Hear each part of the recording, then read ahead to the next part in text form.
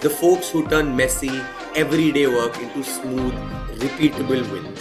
Our guest is one of those people, Mr. Shrinivas Gardas. First and foremost, let's dive into the very essence of our organization, its core mission and strategic objective. So, when you step into a new environment, what's the first thing you look for? Understanding the existing workforce and organizational culture is vital for successful adoption of new initiatives. An observation actually reveal a lot of things in a new environment. Identifying and resolving communication bottlenecks will also contribute to a greater efficiency.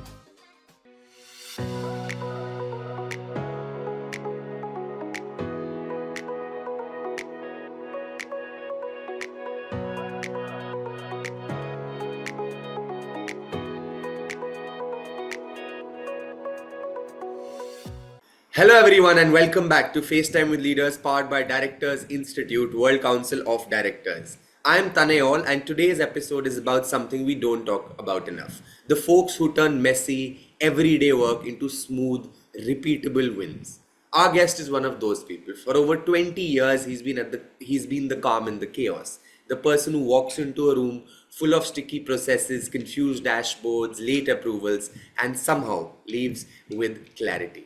He's helped teams see what really matters, taught tools that actually get used, and built habits that stick long after the spotlight moves on. You've seen his fingerprints across banking flows, shared services, and tech teams, from fixing the little frictions that slow everyone down to rolling out systems that make Mondays feel lighter. And when he isn't solving work problems, he's a yoga teacher and a lifelong student of the Gita and the Upanishads. Yes, spreadsheets by day, stillness by practice. Today, he leads process excellence, data governance, and automation at HCL Technologies. But more than the title, it's the mindset, clean data, simple rituals, and everyday leadership. Mr. Shrinivas Gardas, welcome to the show. And how are you feeling today? Hey, thank you so much, Tanay. That's so kind of you for that wonderfully warm welcome. It's really a genuine pleasure to be here, and I'm feeling a little nervous, but really very excited about the discussions ahead and the opportunity to connect with everyone. I look forward to an engaging and productive time together, exploring the ideas and insights that this event promises to deliver.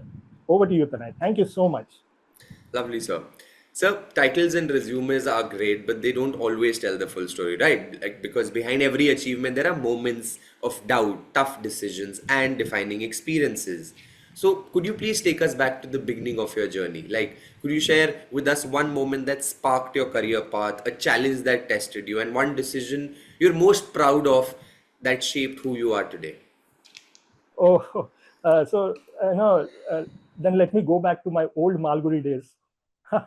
So I was born in Pune, but actually raised in the bustling city of Mumbai, the city that never sleeps, in a very small room of a chawl, not a great financial background. But basically, our ancestral roots hail from a small village of Telangana called Gullapilli, which is about 3 to 4 hours journey from Hyderabad.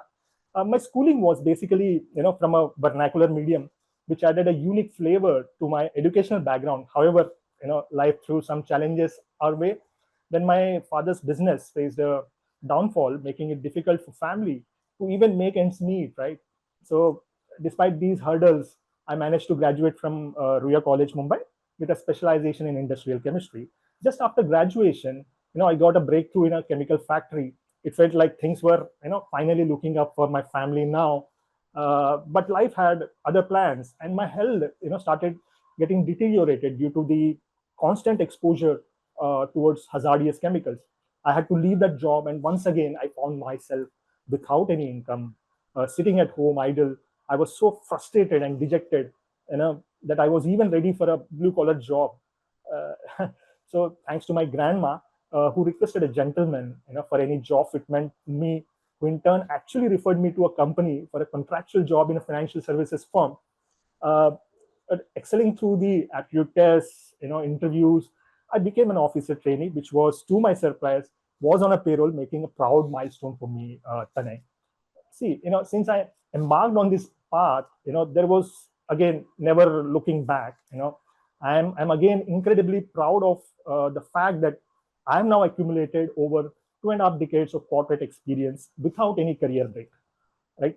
So, through working in different sectors, I have had the opportunity to contribute in various areas, such as process improvement, business excellence, credit and quality control, as well as project and program management. Yeah?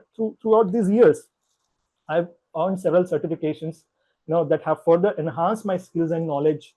Uh, it's been a rewarding journey, Tanai, and I'm excited to continue making a positive impact in my field. Uh, it's been a roller coaster ride. Despite these challenges, I cherish each and every experience, and I'm really grateful to my supportive life partner, that's my wife, who helped shape my, the resilient, rewarding career path. Tanai, thank you.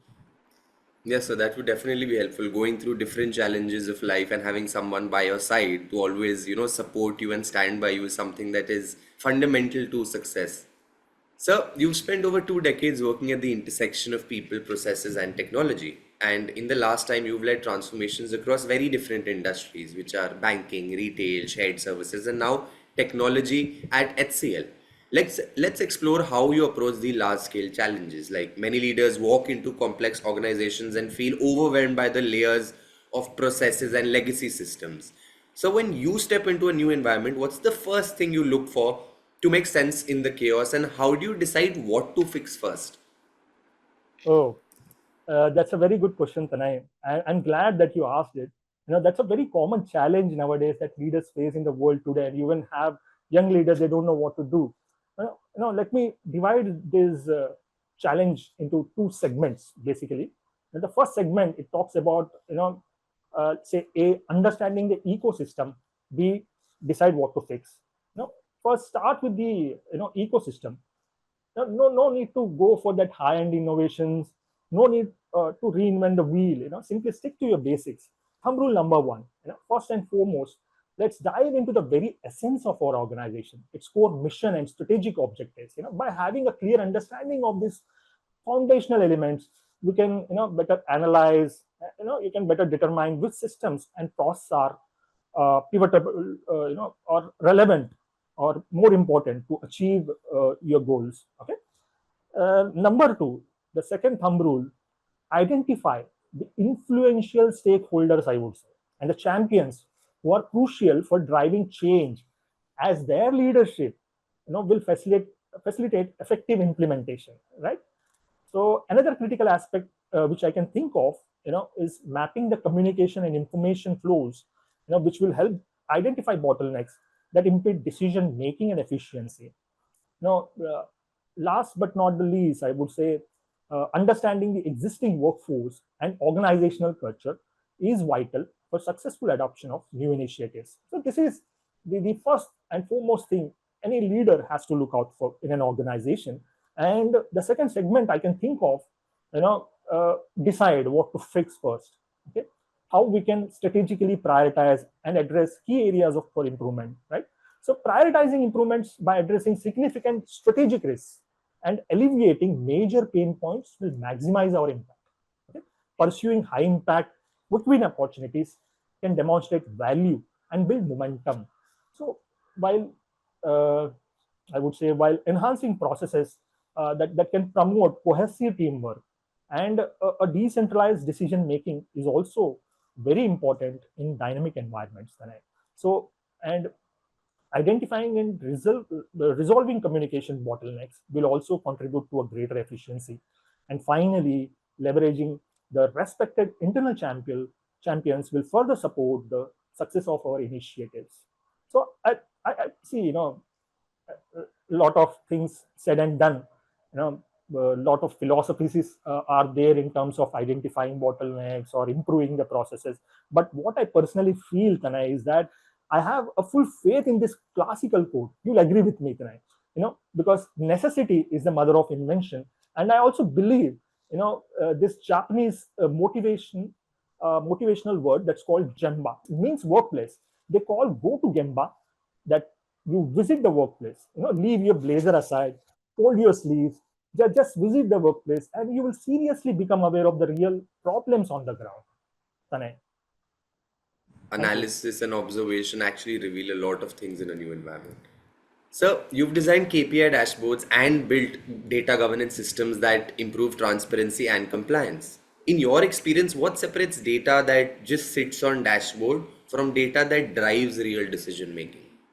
So I wanted to address common challenge that many organizations face when it comes to data utilization.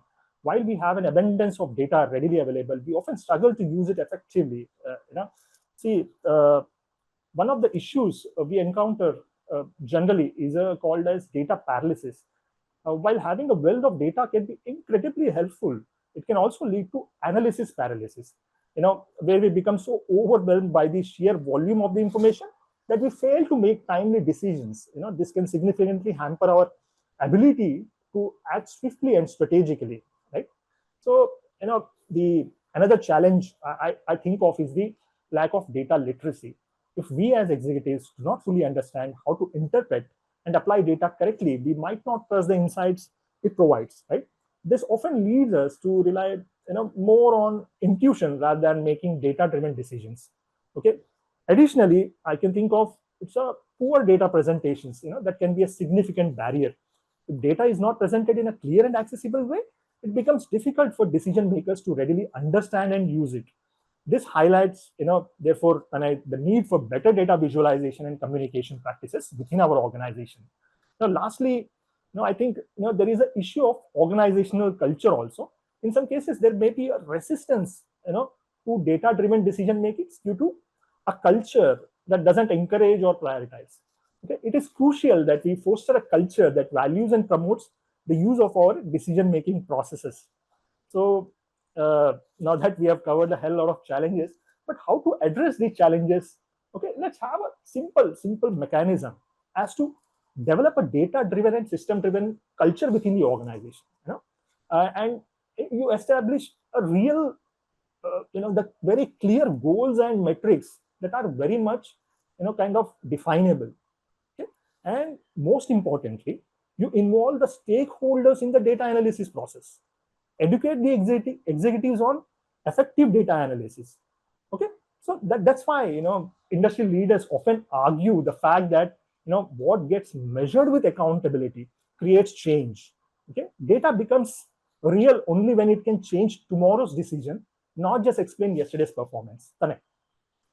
Yeah, that was a very good line, sir, that you said at the end. And it's something that should be rooted in culture rather than a one off decision or choice. So, leaders are constantly balancing speed, cost, and ethics.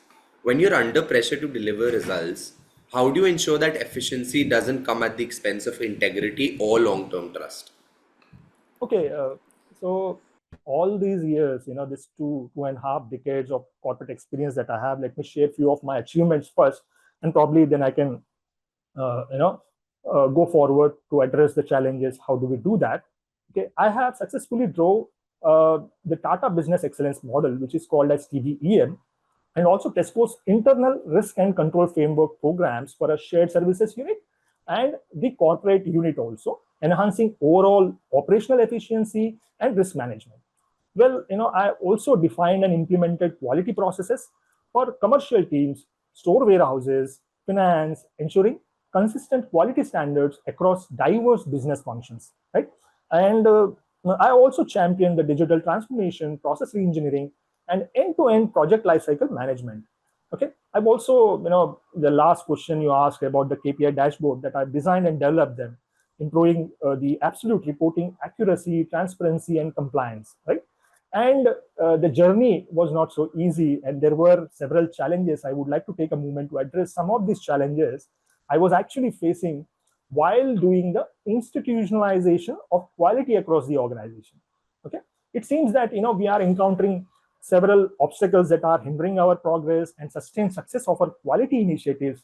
Majorly like lack of employee commitment, motivation, inadequate communication, and limited resources like funding, personal training. Then there are issues with the undefined processes or ways of working, right? So while we had approvals, I'm talking about an instance in my previous organization where we got the approvals from CEO, where CFO was to drive this initiative, but the cost of quality was too high and deadlines were too narrow. A major challenge, right? Where you can think of compromising on integrity, ethics, so those shortcuts will come into your mind first. So I had my engagements working with leading consultancy firms, big four firms, Tanai, how much hefty fee they charge, right? Okay, I personally have rich experience in creating process documentation, setting up quality benchmark, and thanks to senior management who shown confidence in me to drive this initiative independently. Okay, the journey was not easy. I had to navigate through conflicts between the speed, cost, and ethics that you asked for. As the complete control of documentation, setting up benchmarks was on me. I could have easily manipulated the data, and reporting of done versus not done to avoid missing the deadlines. But I did never compromised on integrity or efficiency, basically. You know, so Tanay, while compromising on integrity, may offer immediate advantages. It can lead to a decline in trustworthiness and eventual failure. I was honest and transparent to communicate the management that the program is going to take more than the decided deadline. However, I assured the management that we can deliver the program in a phased manner. Like in first phase, let's cover the key critical processes and others in later stages. Okay, this helped us to set the direction of the entire program, ensuring a clear understanding of what needs to be achieved in an efficient and cost-effective way without compromising on integrity. There you go. Thanks. Very well said, sir. Okay, sir. Now we are going into a very own rapid fire round, so it's time for a little bit of fun. The only request I have from you is quick answers, one word or one sentence. Okay, are Oh we my ready? God, you're putting me in trouble. Okay, Just some fun. okay, Yeah, no problem. Please go ahead. done. Let's go. If you could travel anywhere in the world right now, where would you go? Well, my last trip, international trip, was to Bali, but I would like to go to European regions, any region in Europe. Lovely. What's one song that instantly lifts your mood? One song. Oh my God, there are many songs like that, but I can think of a Hindi song. Hope Yeah, that's okay. yeah, of Uh, course. See, it's you know, रुक जाना नहीं तू कहीं हार के कांटों पे चल के. So that's how it's like. Yeah, It lifts my mood lovely. and continuously makes me remember the obstacles that may come in your path are not to be boggled at, but are to be surmounted. Yeah. Yeah, please. A dish you could eat every single day and never get bored. Oh, so this is very easy for me, Tanay. It's called chaddanam in Telugu. It's a Okay. typical farmer's food, basically a fermented curd rice. Yeah, So I make this in my breakfast every single day during weekdays. lovely. One small luxury you can't live without. Luxury, small luxury is a conscious sleep. Yeah, just be aware of your breath. Okay, but yeah, you can say for everyone on in this planet, the small luxury would be mobile phone. Yeah. The last thing you watched that made you laugh out loud. Laugh out. See, I generally laugh very often, in this interview also. But Yeah, I love watching any Telugu movie with a comedian star Brahmanandam. Okay, and not only me, but the entire family laughs at loud. This very frequent. yeah. Your go-to way to relax and de-stress. So again, I would say simply sleep. But generally, I do yoga and attend meditation campaigns. Lovely. If your life was a book, what would its title be? Ah, it's a very difficult question. Huh? Let me think. Okay, yes, I can name it. Yeah, Art of living a temporary life joyfully. lovely, sir. Great, sir. Perfect way to end our rapid fire round. Thank you so much for being rapid. Nice, Tane. Okay, sir. Now coming back to our slightly more serious stuff. So, as companies go digital, new risks are emerging, right? There was a recent case where a deep fake of senior executive was used to authorize $25 million transfer and it went through. From your experience in data governance and automation, how can organizations close these gaps so technology becomes a shield against fraud, not a tool for it? Oh, that's a very interesting question, Tanay. I think it's a need of the hour. I say it's a it's a it's a pressing issue, that has been rapidly evolving in the digital world. It's called deepfake deception, Tanay. See, $25 million just vanished at the blink of an eye. Oh, deepfake technology is driven by advanced AI poses a significant threats to the digital identities through realistic fraud images, videos, and voices. This enables cyber criminals activities like ID theft, misinformation, blackmail, and fraud. Its destructive potential demands urgent implementation of stronger laws and security measures, right? So detecting these, fake videos, uh, you know, involves automated tools. Now, I would say if any organization, wants to be on a high alert mode, let them install some tools like Virtual AI, which is very effective for instant identification of the fraud. And let it be a fraud image or a fraud video, it detects quickly. Okay, if you don't have those automated tools, then you can implement some manual controls, such as the visual cues like background blurriness or requiring speaker gestures, right? How we are doing right now, we do not have any virtual background, it's a real background. Okay, so despite these technological advancements, AI systems can still fail. Let me narrate an incident where AI is completely failed. Sometime back I wanted to connect with a bank's customer care executive, and after getting verified through IVR, I was routed to a virtual assistant, and it asked me, how may I help you, sir? Please speak after the tone. Okay, I said I want to dispute a transaction. The AI virtual assistant replied, sorry, we didn't understand your query. Can you repeat? I said the same again. I want to dispute a transaction. But this time, the AI virtual assistant said, I didn't understand your query, and routing the call to speak to our, customer care executive. And the same banking, again, second incident I'll tell you. When I wanted to check my average monthly balance, it has given me a current account balance. So very simple, Tane. This leads to misleading information, incomplete, inaccurate information. This case was not a fraud, but if the features were not tested well in its totality, and I'll tell you the reason that this bank wanted to be the first of its kind which has adopted AI driven technology. But imagine if you have honored or asked for a funds transfer, what this AI could have done, right? Blunder, right? Okay. And so, guys, Tanay, we need to have a framework that not only identifies the risk, but also able to mitigate the risk. Not just process, it's people and technology put together. It's not just tech, it's governance plus process design plus human oversight. Okay, and how this can be achieved?